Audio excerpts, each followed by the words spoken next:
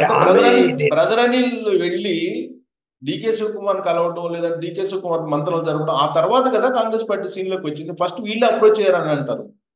అది అది కూడా ఉండే అవకాశం ఉంది. కాకపోతే ఏమిటంటే ఈ కాంగ్రెస్ పార్టీ పోటీ చేయలేదు కదా మొత్తం. అసలు పార్టీని మూల పడేసి కూర్చుంది కదా ఎన్నికల ముందు. అవును. సమాధానం చాలా మంది మీడియా అడిగినా కూడా ఏమి సమాధానం చెప్పలేదు. పోటీ చేయడం లేదంటే తప్ప ఏమి వాళ్ళ మధ్య ఒప్పందాలు కుదిరినా ఏం చెప్పలేదు. అది ఇప్పుడు కూడా ఏమి సమాచారంగా కొన్ని మీడియా సంస్థలు మీడియాలో ఏమొస్తున్నాయి అంటే ఆమె తెలంగాణలోనే ఒక పార్లమెంటు సీటుకు పోటీ చేస్తుంది. ఆ గెలిచే స్థానంలోనే పోటీ చేసే అవకాశాలు ఉన్నాయి. దానికి ఇక్కడ అంటే ప్రధానంగా రేవంత్ రెడ్డి అంగీకరించి ఉన్నాడు అని కూడా వార్తలు వస్తున్నాయి. ఒకవేళ అదే జరిగితే ఇంకక్కడ అన్నా చెల్లెల మధ్య తగాదా లేదు, అన్నా చెల్లెల మధ్య రాజకీయ పోరాటం కూడా లేదని మనం అనుకోవాలి. ఆమె ఎంటర్ అయితే ఆంధ్రప్రదేశ్ కు కనీసం కొంతైనా మాట్లాడుకోవడానికి ఇదిగో చూడు వైఎస్ఆర్సీపీకి అగెనిస్ట్ గా కాంగ్రెస్ పార్టీని డెవలప్ చేస్తున్నారు. ఈమె ఇప్పుడు రేపొద్దున ఎన్నికల ప్రచారంలో ఆమెకిన కాంగ్రెస్ బాధ్యత పార్టీలో బాధ్యత ఆంధ్రప్రదేశ్ లో తీసుకుంటే అవి ఎవరిని విమర్శించాలి? రేపు తెలుగుదేశాన్ని విమర్శించాలా, లేకపోతే అధికార పార్టీలో ఉన్న వైఎస్ఆర్సీపీని విమర్శించాలా? ఆమె ఖచ్చితంగా వైఎస్ఆర్సీపీ జగన్మోహన్ రెడ్డి విమర్శించాలా?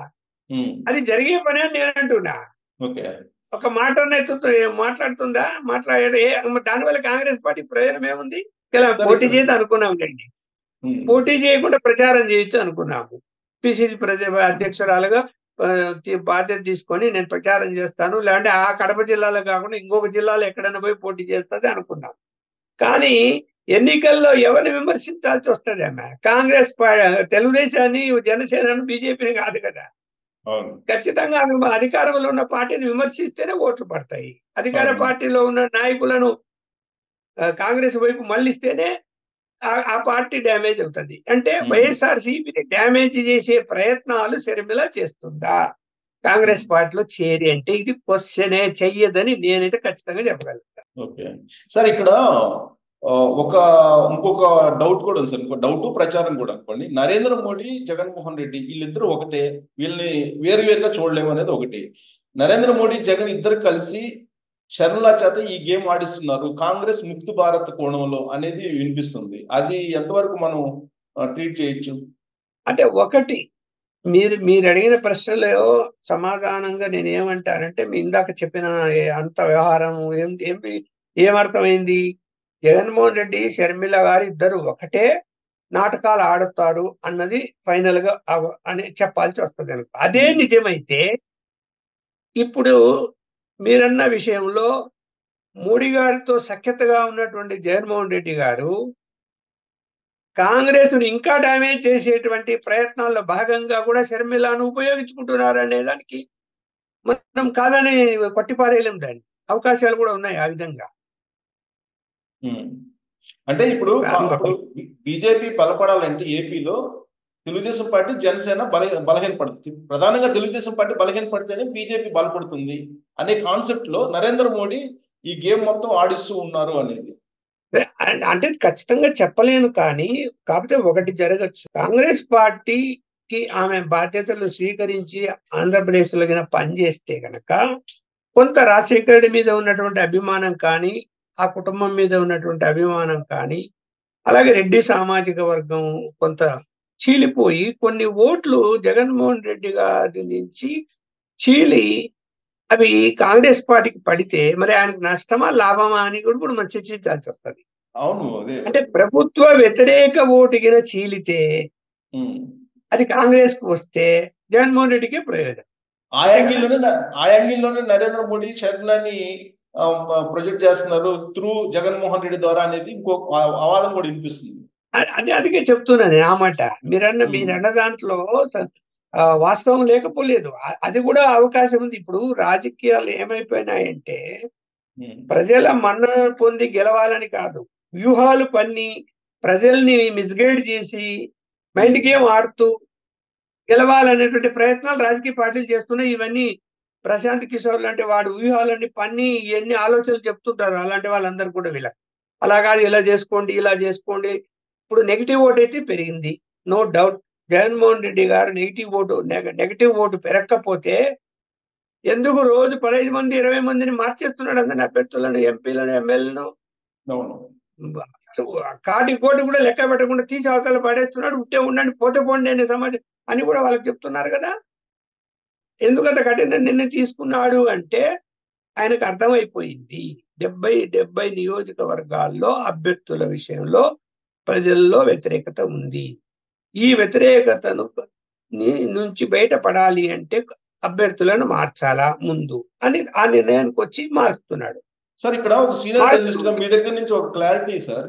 ఇప్పుడు 70 మందిని మారుస్తున్నాడు జగన్మోహన్ రెడ్డి.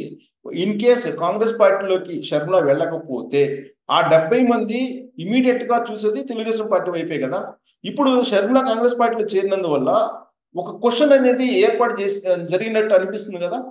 అదే ఇప్పుడు అలా ఆమెను కూడా ఉపయోగించవచ్చు. ఇప్పుడు మీరు అన్నట్టు ఏంటంటే ఆమెను కాంగ్రెస్ పార్టీలో చేర్పించి ఆ వెళ్లే వాళ్ళు తెలుగుదేశం వెళ్లకుండా కాంగ్రెస్ పార్టీకి రండి అని చెప్పి ఆహ్వానించే పరిస్థితులు కూడా ఉన్నాయి. అయితే నాయకులు తెలివైన వాళ్ళండి, ముందులాగా లేరు. సిద్ధాంతాలు పద్ధతులు ఏం లేవు. ఇప్పుడు గెలిచే పార్టీ ఏది చూసుకుంటారు, ఆల్టర్నేట్ ఏది చూసుకుంటారు. ఏం సిద్ధాంతాలు ఉన్నాయి? ఇప్పుడు జగన్మోహన్ రెడ్డి గారి నుంచి ఇప్పుడు దాడి వీరభద్రరావు రిజైన్ చేశాడు, ఏ పార్టీకి వెళ్తున్నాడు? మళ్ళీ తెలుగుదేశం పోతున్నాడు. కాంగ్రెస్ పార్టీకి రాడే. ఎవరైనా సరే పోయేవాళ్ళు గెలిచే పార్టీ ఏది అంటే తెలుగుదేశం పార్టీ అన్నది చాలా విస్తృతమైనటువంటి ప్రచారంలో ఉంది. ప్రజల మైండ్ కూడా అలాగే కనిపిస్తుంది మనకు. అలా ఉన్నప్పుడు ఎవరైనా అక్కడి నుంచి బయటకు వస్తే, ఆ టికెట్ ఇవ్వకపోతేనో లేదా తరిమేస్తే బయటకు వచ్చి గెలిచే పార్టీ వైపు వెళ్తారు. కానీ షర్మిల వచ్చి బాధ్యత తీసుకున్నంత మాత్రాన కాంగ్రెస్ లోకి వచ్చే వాళ్ళ సంఖ్య ఏముండదు. ఎవరో ఒకటో రెండో అక్కడ తెలుగుదేశంలో కూడా సీట్లు దొరకని వాళ్ళు పోతే పోతారు. అదే Telugu Desam party already doors close అయిపోయినాయి, జనసేన కూడా ఆల్రెడీ డోర్స్ క్లోజ్ అయిపోయినాయి. ఇలాంటి పరిస్థితుల్లో ఇప్పుడు ఒకే ఒక ఆప్షన్ షర్మిల కనిపిస్తుంది. షర్మిల కాంగ్రెస్ అనుకోండి, కొద్దిసేపు అనుకుందాం. సో షర్మిల కాంగ్రెస్ లోకి లీడర్లు వెళ్ళినందువల్ల స్వింగ్ ఓటర్స్ ఎవరైతే ఉంటారో, తటస్థ ఓటర్లు అనుకోండి ఒక 10%, అది కూడా మూవ్ అయ్యి వెళ్ళే అవకాశం ఉందా కాంగ్రెస్ పార్టీకి? తటస్థ ఓట్లు కాంగ్రెస్ పార్టీకి వెళ్ళవండి, గెలిచే పార్టీకే పోతాయి. ఇప్పుడు జనం ఏమాలో మేము తెలంగాణలో కల్లారా మేము చూసాం కదా. ఇక్కడ ట్రయాంగిల్ ఫైట్ అనుకున్నాం, చివరిలో ఏమైపోయింది? బీజేపీ ట్రయాంగిల్ కాదు, గెలవదు అని నిర్ణయానికి వచ్చేసారు ఓటర్లు. నెక్స్ట్ ఓడి తీరాలి, బీఆర్ఎస్ పార్టీ కేసీఆర్ ఓడించి తీరాలనుకునే ఓటర్లందరూ కూడా ఓటింగ్ కి వెళ్ళిపోయి కాంగ్రెస్ కేసీఆర్ వాళ్ళకి ఇష్టం లేకపోయినా కూడా బీజేపీకి వేయవలసిన ఓట్లు కూడా కాంగ్రెస్ పోయాయి. దానివల్ల గెలిచారు. ఎందుకు? అక్కడ ఓడిపోవాలంటే ఇతర వాళ్ళు గెలవాలి కదా. ఈయన గెలిచారు కదా, ఆయన ఓడిపోయి. కాబట్టి ఏం చేస్తారు? అప్పుడు గెలిచేసి వాళ్ళకి వేస్తారు. ఇప్పుడు అక్కడ జగన్మోహన్ రెడ్డి గారు ఓడిపోవాలా అని ఎవరైతే కోరుకుంటారో ఓటర్లు, ఎక్కువ శాతం ఉండకపోవచ్చు, 10% ఉండొచ్చు, 5% ఉండొచ్చు. కామన్ గా ఓట్లు ఇద్దరికి ఉంటాయి.